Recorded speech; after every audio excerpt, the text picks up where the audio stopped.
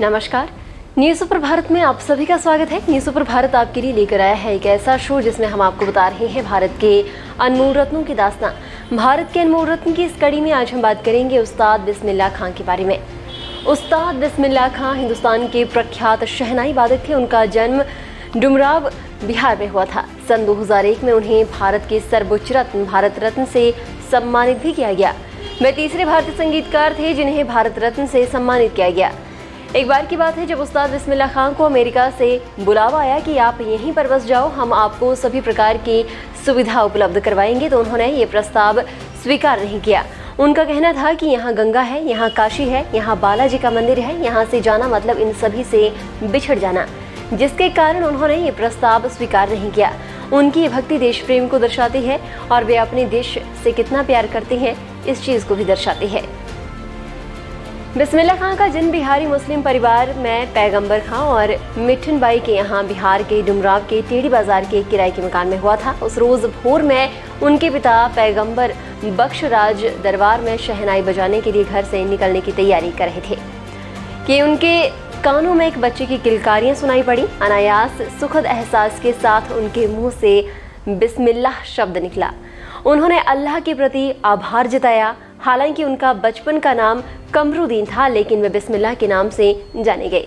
वे अपने माता पिता की दूसरी संतान थे। उनके खानदान के लोग दरबारी राग बजाने में माहिर थे, जो बिहार की भोजपुरी रियासत में अपने संगीत का हुनर दिखाने के लिए अक्सर जाया करते थे।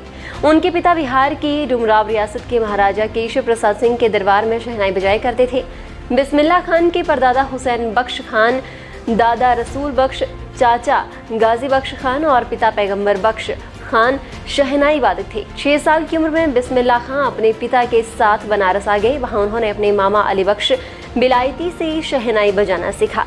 उनके उस्ताद मामा बिलायती विश्वनाथ मंदिर में स्थायी रूप से शहनाई वादक का काम करते थे।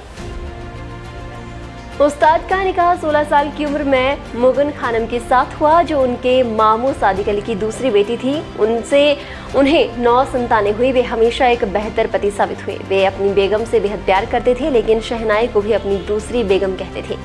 66 लोगों का परिवार था जिसका वे भरण पोषण करते थे और अपने घर को कई बार बिस्मिल्लाह होटल भी कहते थे। लगातार 30-35 सालों तक साधना, 6 घंटे का रोज रियाज उनकी दिनचर्या में शामिल था। अली बख्श मामू के निधन के बाद खान साहब ने अकेले ही 60 साल तक इस साज को बुलंदियों तक पहुंचाया।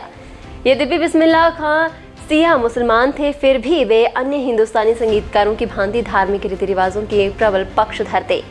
बाबा विश्वनाथ की नगरी के बिस्मिल्लाह खां एक अजीब किंतु अनुकरणीय अर्थ में धार्मिक थे। वे काशी के बाबा विश्वनाथ मंदिर में जाकर तो शहनाई बजाते ही थे, इसके अलावा वे गंगा किनारे बैठकर घंटों रियाज भी किया करते थे। रमजान के दौरान व्रत करते थे, पर आरस छोड़ने के ख्याल से ही इस कारण व्यथित होते थे कि गंगा जी और काशी विश्वनाथ से दूर नहीं रह सकते थे। वे जात पात को नहीं मानते थे। उनके लिए संगीत ही उनका धर्म था। वे सही मायने में हमारी साझी संस्कृति के सशक्त प्रतीक थे। सम्मान और पुरस्कार उनको कौन से मिले, आइए जानते हैं। सन 1956 में बिस्मिल्लाह खां को संगीत नाटक अकादमी पुरस्कार से सम्मानित किया गया। सन 1961 में उन्हें पद्मश्री से सम्मानित किया गया। 1968 में उन्हें पद्म भूषण से सम्मानित किया गया। 1980 में पद्म विभूषण, 2001 में उन्हें भारत रत्न से सम्मानित किया गया। मध्य प्रदेश में उन्हें सरकार द्वारा तानसेन पुरस्कार से भी सम्मानित किया गया। उन्होंने अपने अंतिम दिनों में दिल्ली के इंडिया गेट पर शहनाई बजाने की इच्छा व्यक्त की थी, लेकिन उस्ताद की ये इच्छा पूरी नहीं हो पाई और 21 अगस्त 2006 को 90 वर्ष की आयु में उनका देहावसान हो गया। फिलहाल के लिए बस इतना ही। अगले रविवार सुबह 8 बजे इसी तरह से आपको जानकारी देंगे भारत के किसी अन्य अनमोल रत्न के बारे में। धन्यवाद।